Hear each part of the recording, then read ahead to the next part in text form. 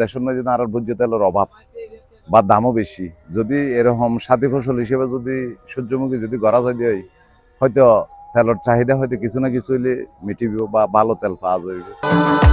ভবিষ্যৎ হোক নিরাপদ, বিনিয়োগ হোক বিশ্বস্ত, আর আমার পছন্দ সল্ট বে।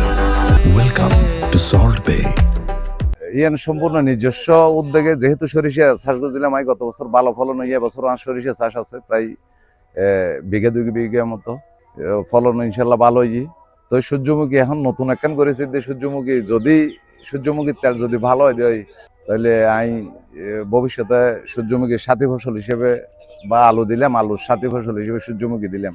কিছুদিন আগে এক ভদ্র মহিলা এসছি, হয়তো একখান ছবি তুলিবি, ও নতুন শাড়ি কিনে এসছি, তো ওরও তাই বঞ্চিত হইতে দিন পারি। খুব অনুরোধ করছি, এখন ও যদি জায়গায় না খারাপ লাগবে, কিন্তু সুযোগ দিলে সুযোগ হয়তো আর ক্ষতি ওর। তো অনেক সময় এই যে আমরা দেখুন উৎপাত এই যে আছে, তারা হয়তো অনেক সময় ওর কি নো মানে হয়তো উঠতে বয়সের পয়েন্ট অনেক সময় বাড়াবাড়ি হয়, হয়তো কিছু হতে হইলেও ইয়ান মানিলে যে হয়তো নতুন একখান জিনিস বেগুন আগ্রহ করে এসছি।